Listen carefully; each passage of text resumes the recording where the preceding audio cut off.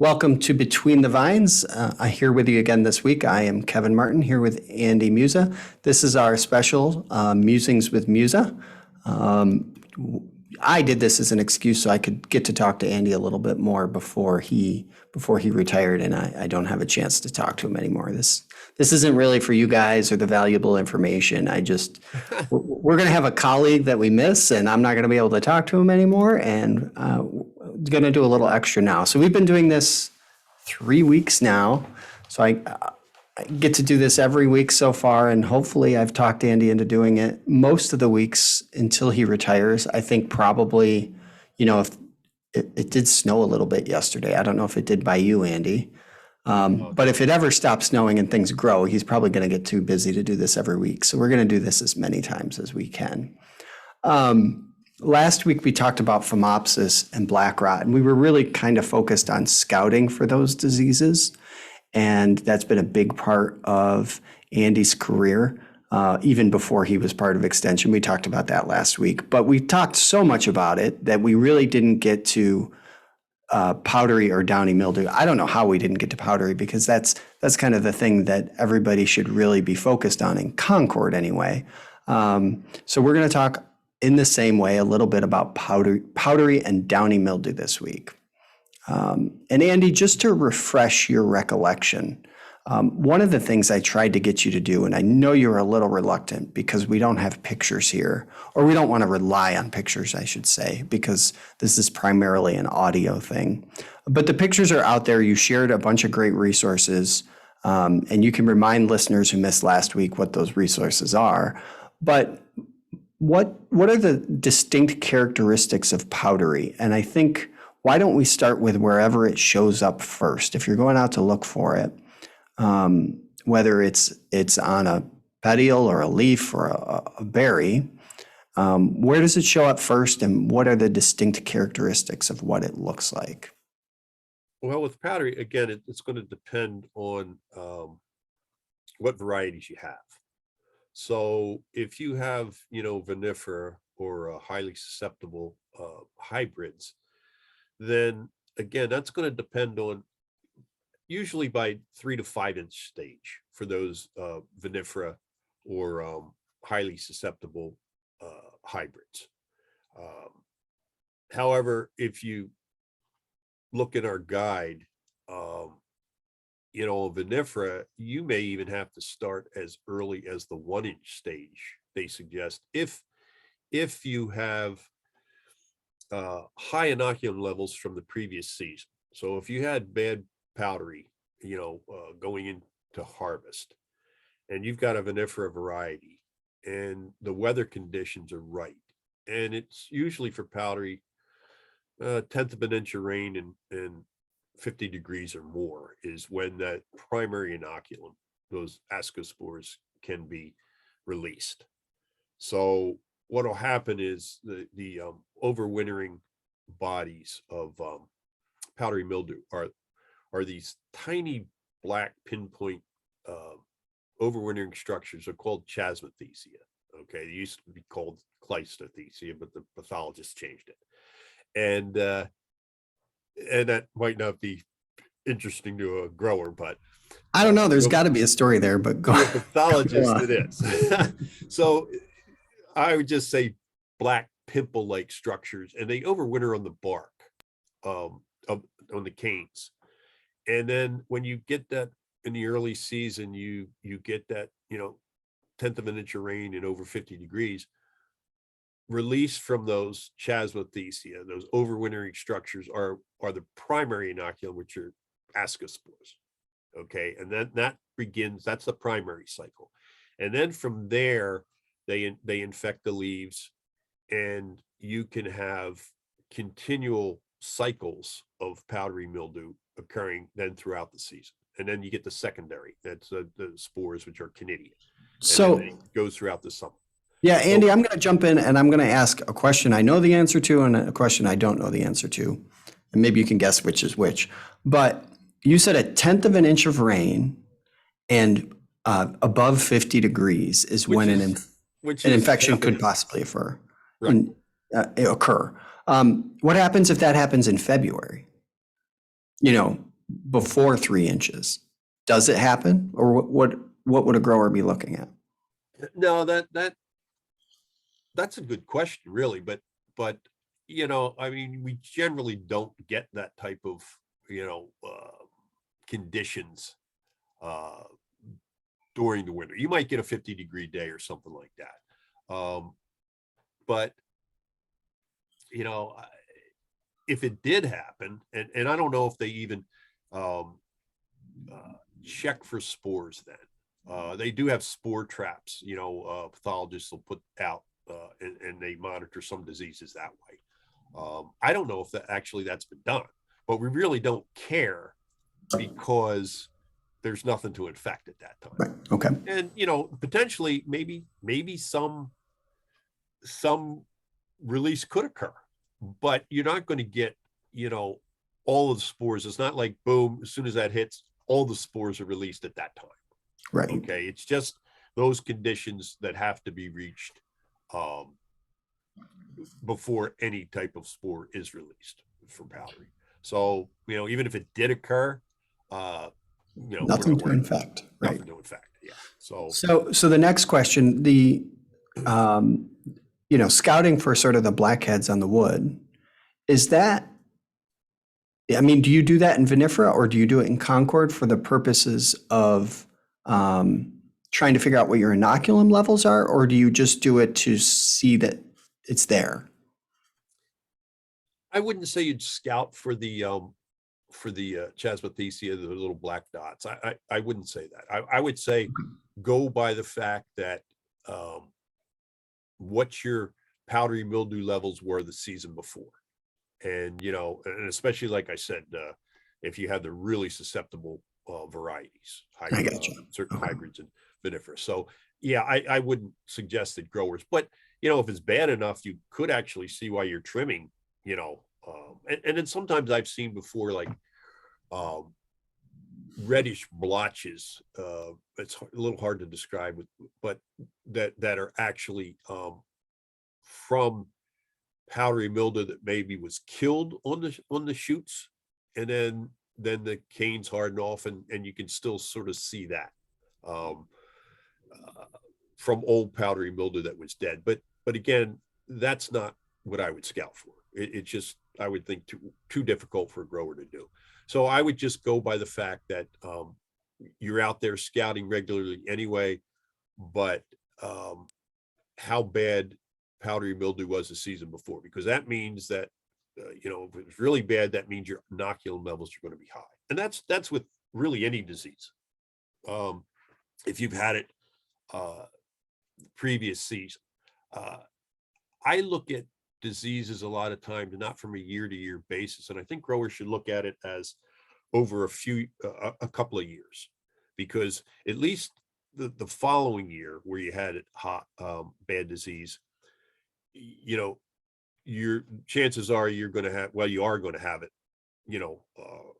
chances for it to be bad the following season.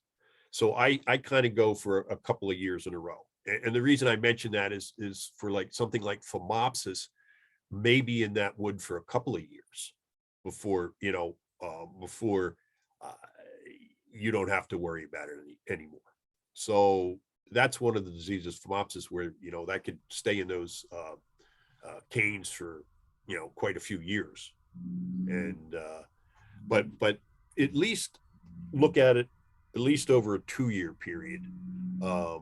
Look at the previous year, what your disease levels were, and then, in those blocks where you had that certain disease like powdery or downy, you can be assured that you better really keep an eye on those blocks, because inoculum levels are high. And a lot of times our environmental conditions, like I said, when you say 1/10 of an inch of rain at 50 degrees, we always get that in the spring. Right. So it's not something like, we're going to get through this because we're not going to reach those levels. We always have that environmental conditions. So again, with the vinifera, if it's really bad, susceptible variety, high inoculum levels, those environmental conditions are right, as early as an inch. But with the viniferas, definitely by the 3 to 5 inch stage, I would start putting on a spray. Right. And And then certainly with vinifera, you're just going to continue to spray for a little while there. yes, and pretty much through the season for vinifera. And the reason is because, even though you get past uh, the fruit susceptibility period, you still have to worry about those leaves being infected. And, and since they're highly susceptible, you can get, very bad leaf infections, which can cause, if it's bad enough, premature leaf drop. So yeah, with vinifera, you pretty much have to go through the season and make sure that your powdery mildew is controlled. Right. So I, in I the like that lake, right. with So any in the disease. Lake Erie region, like you said, we're always at 50 degrees with a tenth of an inch of rain. So vinifera are vulnerable enough. So you're spraying essentially constantly, with regular intervals, I should say, not constantly. Right. Um, Are you scouting after bloom? Is that when you really focus on scouting in vinifera to sort of select chemicals and and make a strategy for what's working, or if you need to push, based on what? I mean, are you relying on weather or scouting or a combination of both, or is it? Um, Well, if you're discussing diseases, really we look at what the pathologists call disease triangle. So you have to have the three points in the triangle. You have to have a host, which would be grapes. In our case, you'd have to have the inoculum, the disease inoculum, and then you would have to have the environmental conditions. So those are the three factors that in that disease triangle. Now, when you go back to the host, again, that's going to depend on the susceptibility of the host to that disease. So that's why when we say vinifera, they're highly susceptible, and certain hybrids are. Whereas with powdery mildew, Concord is not nearly as susceptible to that. So, and viniferas, unfortunately, are highly susceptible to, Everything. vinifera and the down, yeah, vinifera and the downy. So host susceptibility is important. And then how much inoculum. That's why I said, if you had it bad the year before, you're going to have high inoculum levels. So the amount of inoculum you have, and then the environmental conditions. So if you have the correct environmental conditions, some of these diseases like powdery and downy can really take off. And so, with powdery mildew, what you're looking at is, again, your initial tenth of an inch rain, 50 degrees to get the primary going. And then if you have a hot, dry season, your levels should be lower because, Wayne Wilcox did a lot of work with his grad students on UV light and how sunlight affects powdery mildew, and it will kill powdery mildew. So if you have a real hot, sunny season, low humidity levels, then you're going to have a lot less powdery mildew. You have periods of, if we have a season that's, rainier, cloudy, that way you're going to have higher humidity levels. You're going to not have as much UV light because you're not going to have as much sun. So those are the years where, you're likely to get more powdery mildew.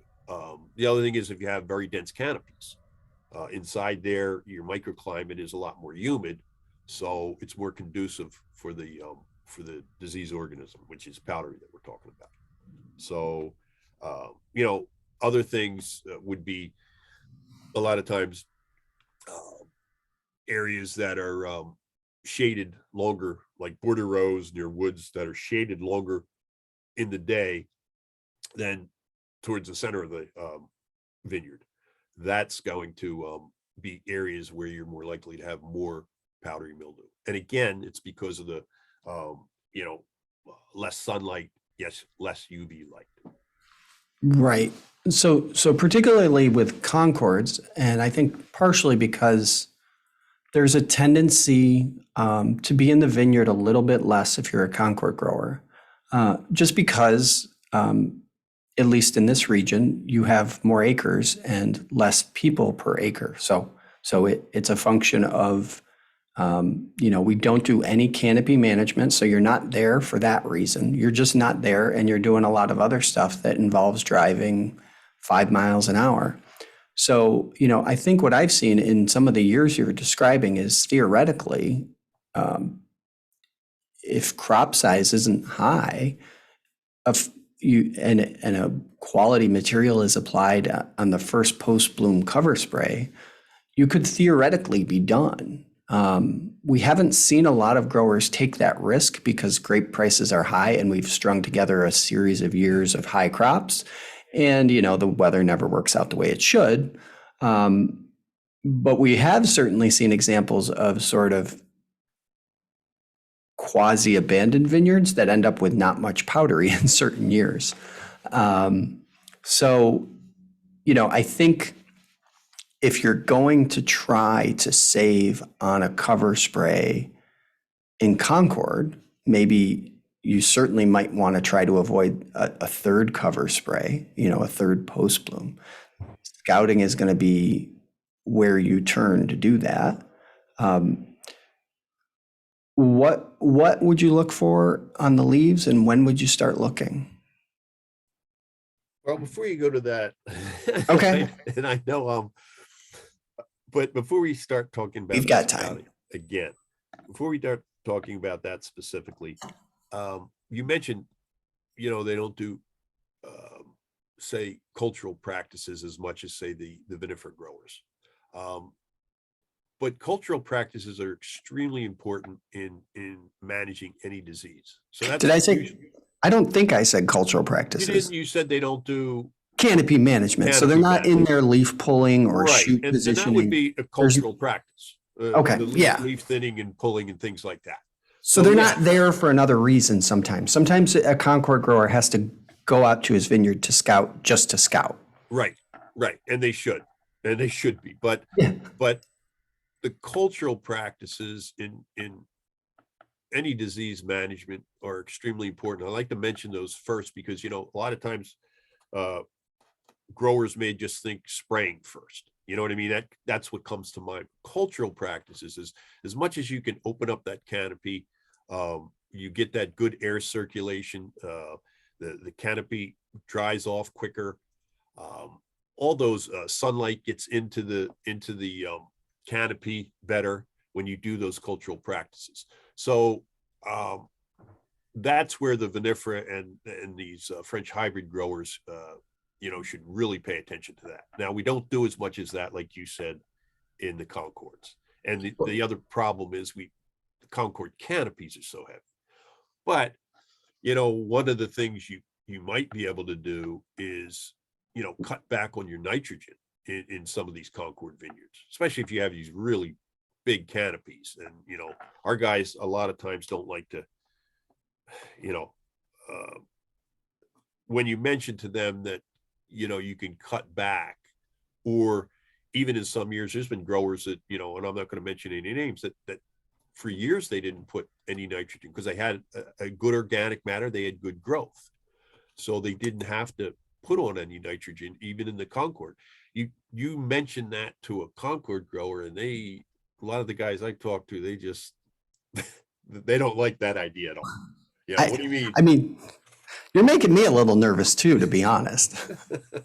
Well, I'm not saying that Concord growers, but I think you identify an important issue, whether I'm fully buying into it or not, is just that we in the Concord industry have evolved to increase the health and the size of our canopy. And we have done that specifically to try to get larger crops. So the idea that that a Concord isn't susceptible to powdery because it's a Concord is a very different idea today compared to 40 years ago, because you could probably grow an organic Concord other than maybe black rot on, if it was a 1 pound vine on a 4-arm Niffen with excellent airflow, you're going to look at powdery and say, that's no big deal. I'll get some on the leaves and I only have 3 ton of the acre. Who cares? So in the extreme, you actually want to put yourself in a position to be fighting powdery because it means you have a big enough canopy to have a big crop that you need in this era of Concord production. That's not to say that your other point isn't wrong in that there's a whole bunch of research that indicates that more nitrogen, or maybe I should say less nitrogen, doesn't always mean a smaller canopy. That's usually not what is holding our Concord vineyards back. Right.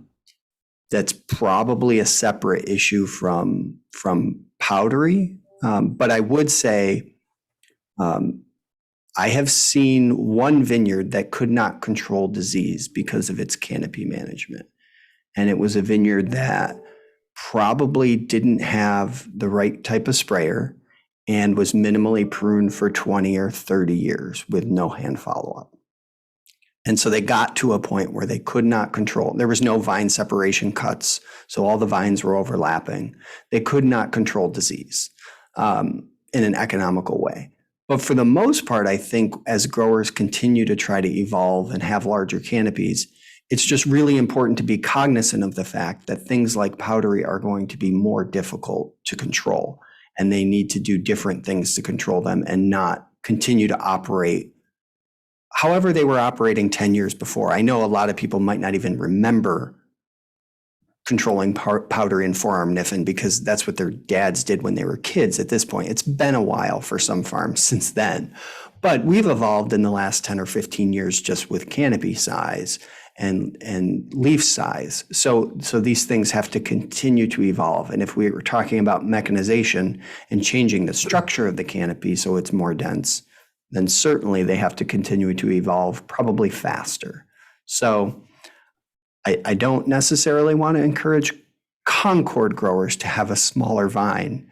No, But you do want to be aware that it's going to make it more difficult and you Right. have to react. Well, and just because you're talking, the fact that nitrogen isn't the only thing that will restrict your canopy size, okay? And a Not lot at of all. times growers think that. They'll say, oh, I've got a small canopy or smaller than I'd like, so I'm going to just pump on more nitrogen. I think that a lot of growers that I've talked to, that's the first thing they say. And that's not necessarily true. You could have, Oh, totally agree. It's usually the last thing that's the problem. Right. So that's what I was sort of getting at when we're talking about something that a Concord grower could do, that if you've got good canopy size and, you might have really good organic matter. And I know growers that tell me, oh yeah, I have really good organic matter, but they're still dumping on a lot of nitrogen, more than 50 pounds. And, there's 75 to 100 still. And it's like, well, just cut back. I think a lot of times the guys go to the nitrogen, and that's what I was talking about with canopy management for Concord, something that they could do. Check your canopy size. And if it's good, then, you might be able to cut back on if you're up to 100 pounds or 75 pounds of actual, you can cut back to the 50. So I wasn't telling growers to don't use nitrogen, but you did bring up a good point as far as, we have bigger canopies now, and we also are having higher crop levels. So really, when we're talking about Concords and powdery, again, and this is again, Wayne Wilcox did research on this, that really it's the years that you have high crop size, it's environmentally, say, cloudy and rainy, like we talked about for powdery. So you don't have the sunlight, so that's not going to ripen the crop. It's a heavy crop and it's a heavy canopy. So that's when in Concords, it's been shown that powdery really can cause economic losses. If you have a moderate sized crop or a low crop, which most of our growers don't have now, hopefully, but and you have powdery mildew, really the economic losses haven't been shown in those situations with powdery and Concord. I'm talking On the leaves, right? right. Yeah. Well, and again, if you've got it that bad on the leaves, you probably haven't done a good job early on, and for the clusters. Right. Yeah. I mean, we're here to talk about scouting, but in reality, especially with Concord, you're not at first. I mean, it doesn't matter what you see out in the vineyard, I think is what you're trying to say, right? You're still going to put on a really nice pre-bloom spray for powdery mildew. Right. Doesn't matter what you see. And again, if you've been doing a good job and your inoculum levels aren't high from the previous season, definitely by the immediate pre-bloom, you're going to be putting that. The immediate pre-bloom to the first post-bloom, again, we talked about this a lot, are when the berries are probably immediate pre-bloom through, say fruit set, are most susceptible to powdery mildew. If you have a good program on during that time, you don't stretch your intervals, you should be good with powdery mildew on the clusters.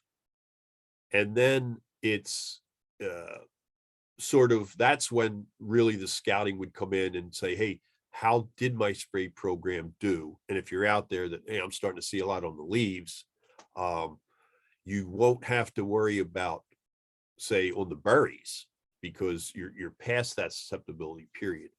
But you still will have to worry about it on the leaves again if you have a real high crop, heavy crop, and especially if it's the season's conducive, cloudy weather throughout the season, not good ripening weather, all those conditions, then you definitely have to worry. So you should be out there scouting and saying, hey, how did my spray program do? And how much powdery do I have on the leaves? So, and when you're out there looking, again, with Concords, Niagaras, you really, it's on the upper leaf surface is where you're going to get, where you're going to look for the powdery. Okay. And it's sort of like it's a grayish, almost like a talcum powder is what it'll look like. Usually you see small patches of it. And then, as the season goes through, these colonies get bigger and bigger, if you're not spraying. So now some varieties, again, you'll see it on both the upper surface and the lower surface. So some vinifera varieties, I do a Delaware vineyard, and you have it on both the top and the bottom. But Concords, you're just going to see it on the top. Now, they're very hairy on the bottom anyway, so it'd be difficult to see if it was on the bottom. So in Concord, you just really look at the upper leaf surface. So one of the things I've seen growers bring in that might trip up a new grower a little bit is, if they were using an eradicant, which, what might that be? Like Neutral in a Concord vineyard, or I don't know. Help me out here. You're the spray guy. Yeah, something Neutral. Like that. Yeah. Okay. So if they killed some powdery mildew, instead of that light gray on the leaf surface, might it look a little different? Yeah, it's sort of a whitish to grayish when it's alive. When it's killed, it's sort of like a darker gray patch, darker gray, and more. Again, it's hard to describe, like flattened or whatever, but it's a darker gray. It'll still be there. You're not going to get rid of it, because you've killed the fungus, but that's not going to just then disappear. So you're going to see those gray, darker, grayer areas. Whereas when it's alive, it's more whitish, I would say. Yeah, and so you might see a little bit more of that in vinifera, since you're probably always tank mixing something like sulfur. Right. And if there's a slip in your program, then obviously that sulfur is going to provide some kill. And then you might see a little more of it. But I think with Concord growers, sometimes things are just clean enough. They don't see a lot of powdery, so they're not used to seeing dead powdery. And it might look like a different disease. Right. And then later in the season, a lot of times, because they've sprayed, but even as the season gets closer to harvest, some of that powdery may die, again, because it's had longer to, it's easier to see later in the season just because it's had a longer period to grow. And then, they've been spraying throughout the season, and it just may start to die or senesce itself. Okay. So. What about on berries? When would you start to see it? I've seen it, and it's not as usual, but I've seen it, in fact, this past season, as early as on the flower clusters. I mean, and again, you don't see as much of it, and it's not as easy to see, but I have seen it certain seasons enough that it catches your eye, that it's like, wow, as early as pre-bloom on the flower clusters.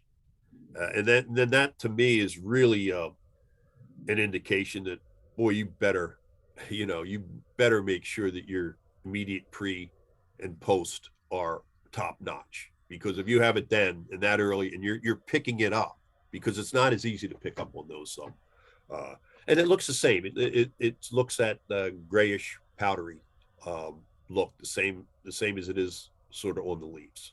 So really the complete opposite of, say, black rot, which can take weeks to show up. If you're going to see it shortly after you had the infection, whether that's pre-bloom or post-bloom.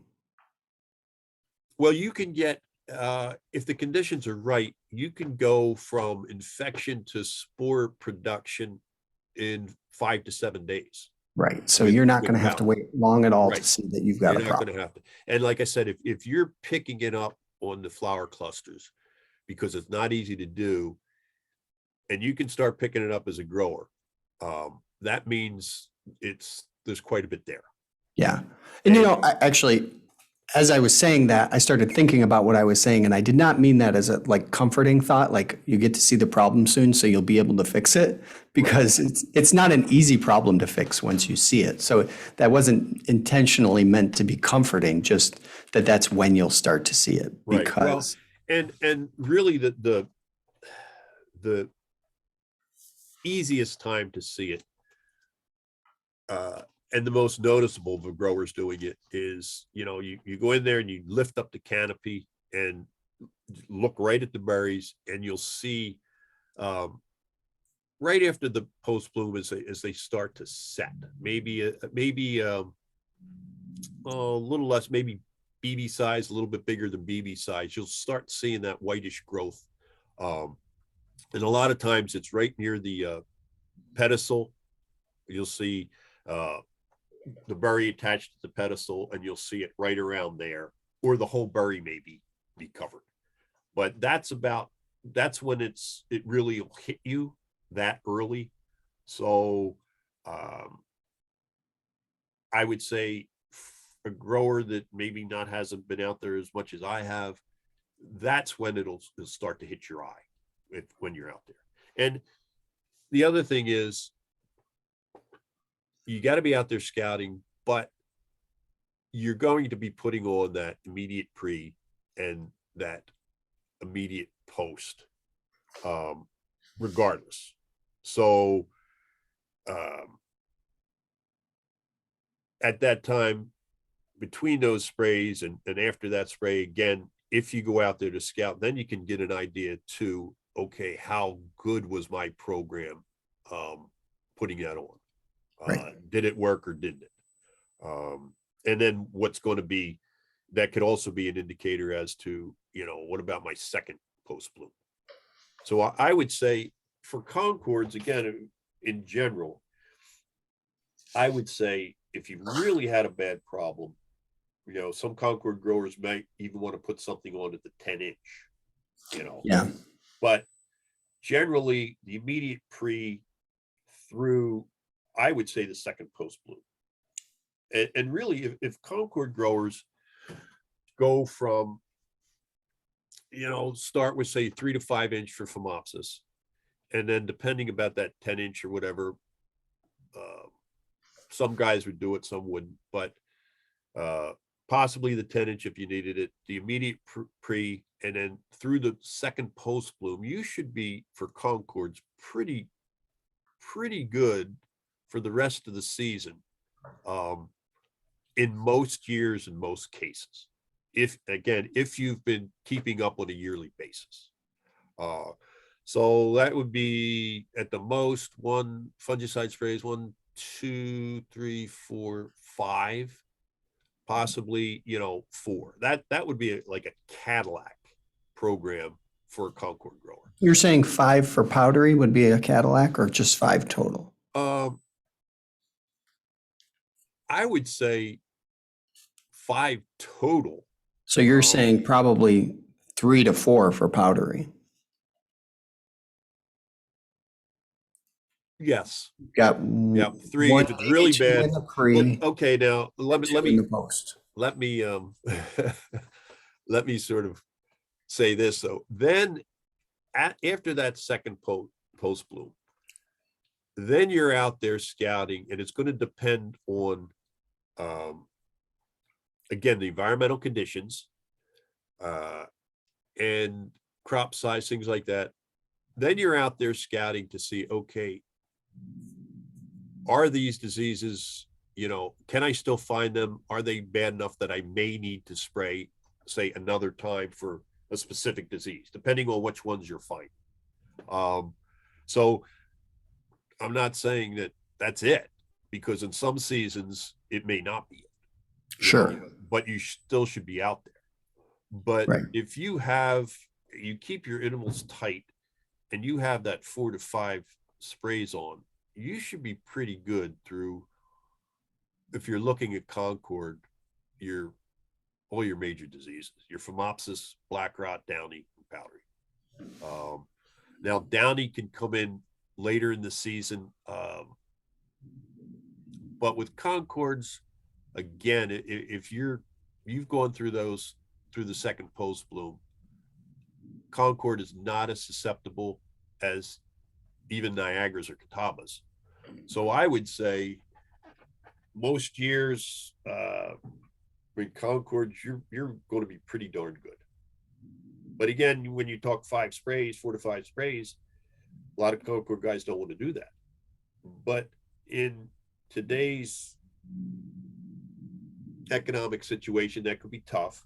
But if you also look at the higher yields, the canopy size, things like that, 4 to 5 is not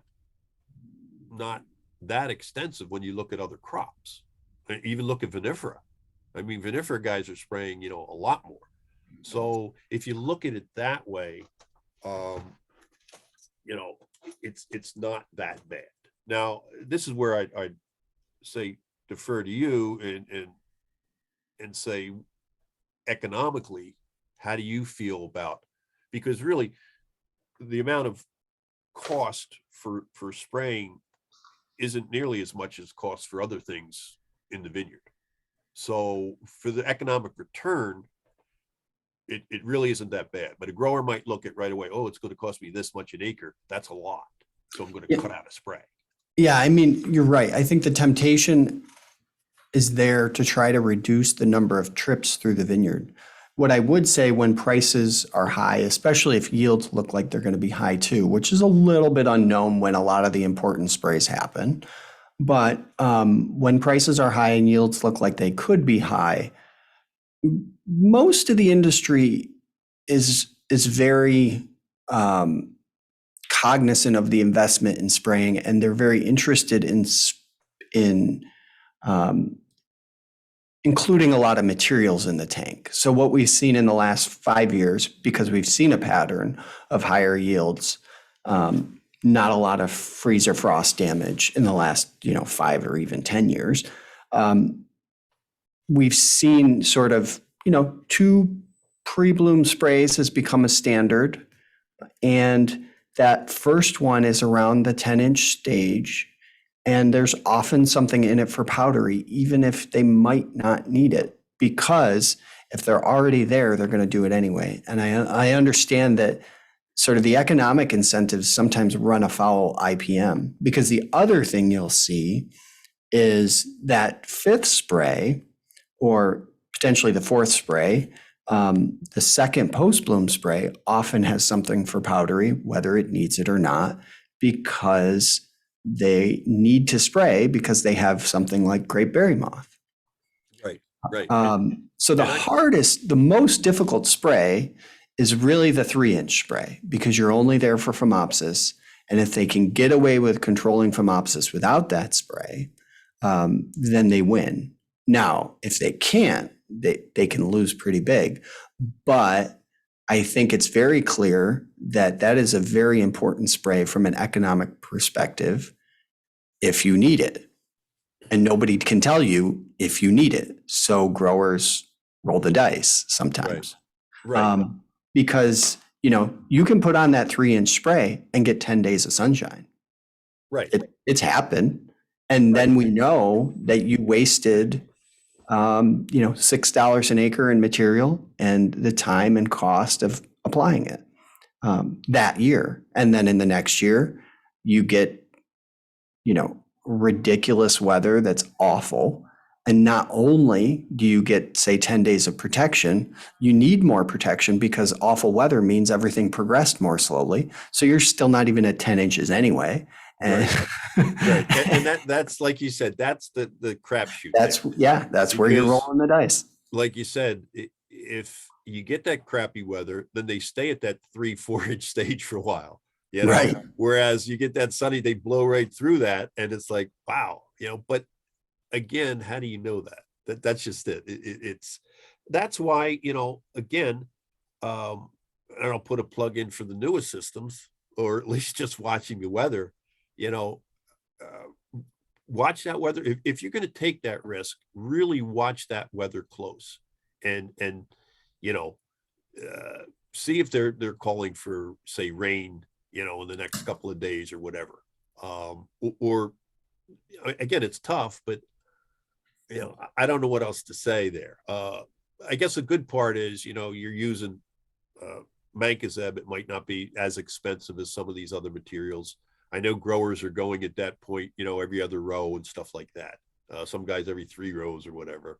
I wouldn't recommend that, but most guys, every other row, which I can see, that they're doing that. They don't want to go every row. I know Andrew Landers and Wayne did do a study that, again, if you did every row, it worked. You got the best control. Right. But, and then again, it goes back to inoculums. I definitely wouldn't take that risk if, you've got a block that the previous year had a lot of inoculum. The previous couple years had a lot of inoculum. I wouldn't take that risk. But like you said, that's up to the grower. Yeah, but I think the point still stands. I think, unless I'm misreading the industry, is the focus is mostly right now, because of the price and the historical yields, is the focus is really on saving trips through the vineyard. Right. Which I can appreciate, because if you're relying on labor, it's just not there. And the focus is not necessarily on saving on the cost of materials in fungicides. I could be wrong. I mean, and I'm sure I am wrong. There's some grower out there trying to spend, $50 a year on all of his fungicide sprays.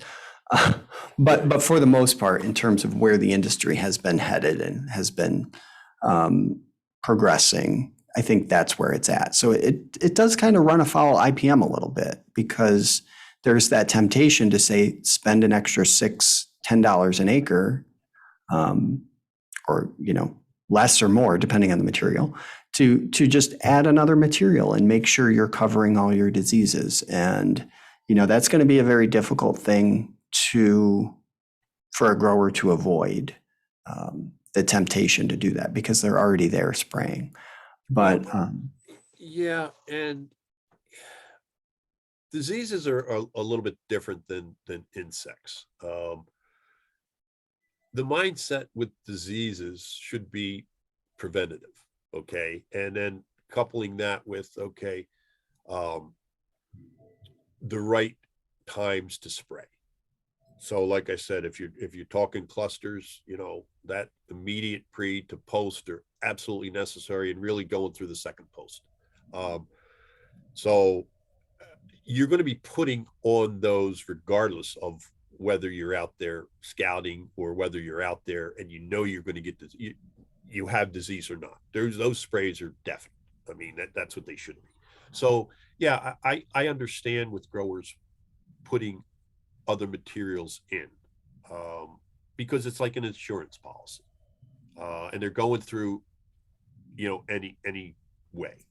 Um, so with your IPM and your scouting again, uh, you're already putting those sprays in, and really later in the season, you should be out there to be deciding with your scouting whether or not I should be adding additional sprays. So really, if you're thinking contrary to IPM, that's where it would make, say, to a grower the most sense. You're out there scouting, seeing if your program worked for your diseases, and then deciding, rather than just going on a schedule and continue spraying, do I need it or not? And that's why you're out there looking. Now, again, with vinifera growers, it's a different story, because you're going to have to be out there spraying, throughout the season. Yeah. The one thing I would say that I've seen in the past is I think it's one thing to be tempted to, say, put a tibuconazole in your second post-bloom spray because it's time to spray for berry moth. But it's another thing, and a mistake a lot of times, all the time, to try to stretch that interval so that you can cover the insect and the disease in the same spray, in the first post-bloom spray. That's not to say that it's never happened where you have the right weather conditions so that it just happens to be at the same time. But that stretching that second post-bloom spray time and time again has led to failure in research, in commercial vineyards. It's a very tempting thing to do. It's a thing the industry does. I don't think you can scout your way out of it. I think you're still in that window with powdery. As much as this was supposed to be a podcast about scouting, I do think we covered that. In talking about scouting, you've got to talk about what it can do and what it can't do. And it can't, even in Concords, allow you to stretch that first post-bloom spray interval. No, you shouldn't. I mean, you even the immediate pre to the first post, you shouldn't be. That's the window that gets stretched. Right. And that is, like you said, a definite no where growers get caught. In fact, I know Brian Head, he had 2 side-by-side blocks, and I don't think it was even part of his a study that he was doing, but what happened is one went to, I think, 11 or 12 days, the immediate pre to the first post, and then because of the weather or things that were going on with other blocks, this other one didn't get it till, I think, 16 or 17 days. And it wasn't 17. It was not 17 days. It might have been 15 or 16. I don't remember. It wasn't, but all I'm saying is I remember him describing that. It might have been 15. And they didn't stretch it much. Okay. And there was a huge difference between, on the clusters. So, that there is a point that goes to show you that like you said, stretching that interval is, really dangerous. It's dicey. Yeah. And again, I would say with something like that, depending on the environmental conditions, when we talk about stretching, I would say now about compressing those day intervals, and maybe only go to 10 if the weather's right. If it's a wet and stuff like that, don't go to the 14. during that time period, 14 is the max. I mean, that's the max that I would, even in, if it's a hot, dry season, I wouldn't stretch it to 14. But if it's wetter and stuff like that, I'd bump it back to 10. Yeah, and I do think I actually think there are a lot of growers out there. You need to be really cognizant of what your limitations are. Right. And a research vineyard, they may have a single or a 2-row sprayer for 15 to 30 acres of grapes. There are no limitations. If it's a day you can spray the whole farm, and sometimes on a research vineyard. And a commercial Concord vineyard, you really need to understand what it takes. And I know you guys do. Like, I know our growers understand that they have to sit in the tractor for 3 days or for a week to cover their grapes. Obviously, they understand that. But keep that in mind when you start thinking about your spray intervals, because, if you start at 10 days and you had a truncated, so you do your immediate pre-bloom, your ground speed might be faster, the amount of water you use might be less, everything went faster. And now you do your post-bloom, the material is more annoying. Maybe it's Zyram, so it's taking you longer to fill your tank. It's more water per acre maybe. And then you add in another day of rain or two, and all of a sudden you started at 12 days to keep your 14-day interval, and by the time you finished, you're at 17. Yeah. So, in cases where it takes you more than 3 days to spray, you should be looking at a 10-day interval. You can slow down. I mean, your first day of spraying could be a 10-day interval, and if everything went well and it's going to be sunny, you can take a day off, or you can spray 8 hours instead of 12. You can do whatever you want, but that decreases your vulnerability to an unexpected rain shower that delays you for a day of spraying or so, and then stretches your intervals out. And that's, you can't spray in the rain, but that's like the worst reason to stretch your intervals, and that's why it gets stretched sometimes, is because it's raining. So I'd rather see it early than late, I guess, is the point of that. And and that's a good point, because when we're talking guys that it's great if you can get over your acreage in a day, but with the acreage we have now, growers can't. So again, that's a management, and like you said, taking into account what could happen. And that's a real good point. The other thing is, that's why it's important for scouting and building up a historical, a history of your blocks, because then you'll know, okay, I got to get this on, between 10 to 14 days. Well, this block has really had high inoculum levels for this disease. So, but these other blocks, boy, they were, low disease pressure. So you start with, if you have that history, where those blocks are, you start with those blocks. And then if you get those done and the rainy weather comes, it's your blocks that had the lower disease levels that are getting the stretched intervals. So it all comes into play as far as, the building a history of your blocks, doing it block by block, doing the scouting, so that where you have to spray first. yeah, and hopefully you can rely on phenology for some of that too. Right. If unfortunately, most of our growers drive around all over the place to get to their 150 acres, because farms were 100 acres, at least in the New York side, back in 1864, and they all got split up, and now they're being repurposed. So, a lot of growers are able to manage those early sprays through differences in phenology, and then it just carries over to reasonable intervals later on. So hopefully that helps too. But certainly I would take that advice to heart, if, because there are growers, it takes them 6 weeks or 6 days to cover their acreage. And in a case like that, you really got to be careful with your intervals, because you don't know what the weather is going to be like 5 days from now, not with any certainty. So that was a riveting discussion on downy mildew scouting. We're pretty much out of time. I did promise at the beginning we were going to cover Downey. We're going to squeeze Downey in with something else. I don't think we want to do a whole podcast on Downey. So we'll be back again next week with some more information, and we will include Downey in that. I'm not surprised at all. I knew this was going to be a problem as soon as we skipped Powdery last week, because Powdery really does deserve a lot of attention.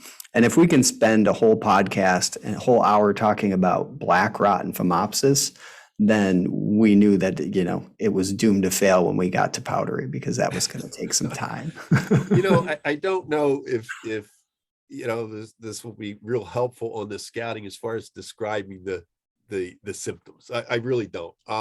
But we're getting into conversations on management and what growers maybe should and shouldn't be doing, or should at least consider. And I knew that we'd sort of get sidetracked through this, but I like the discussion on back and forth, because I think if growers listen to this, they may get something out of it. Now, as far as the scouting symptoms, they probably won't, and I get sidetracked, but I kind of like the way we're getting sidetracked. Absolutely. I do too. I do think it's useful, or even more useful. But I would say, not to sell short the scouting thing, I think some of our growers hopefully have heard and seen this information 5 or 6 times before, and they just might need a quick recollection from time to time about which disease, looks like what, as they're wandering through the vineyard. And if you haven't, make sure you listen to all these podcasts and take a look at some of the references Andy has mentioned.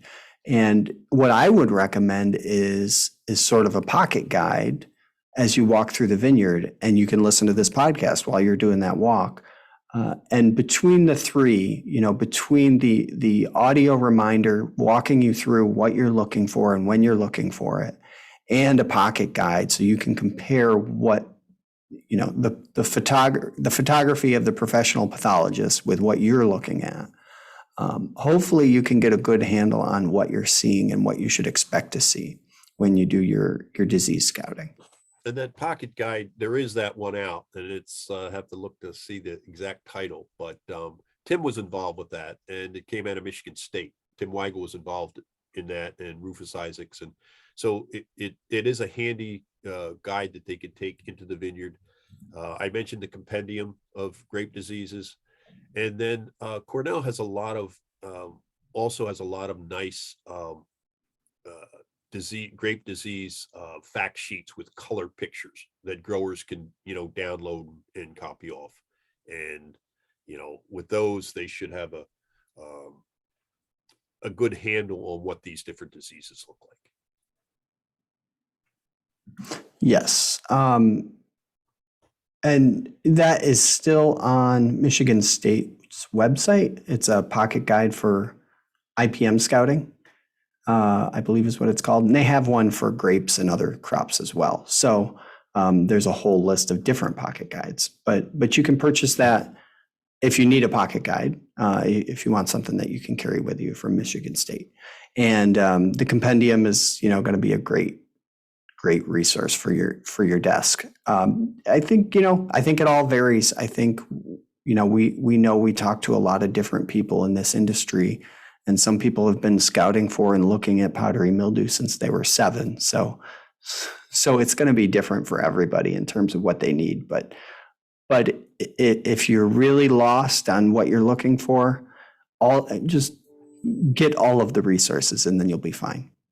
And even in the New York and Pennsylvania pest management guidelines, they don't have the colored pictures, but they have descriptions of, they have information about the life cycle of the disease and description as what it's going to look like on the leaves and clusters and things like that. So no color photos, but descriptions, and then getting those other resources and then looking at those, and then getting out into the vineyard, you should be in good shape. Again, thank you very much, Andy. I appreciate you doing these extra podcasts. This was another special Musings with Muza, and this is Between the Vines. We will see you again next week or in a few weeks, depending on what's going on in the vineyard. But we will continue to do these, so we'll get one one last form of wisdom from Andy and some great conversation as well. Thanks a lot. We'll see you next week.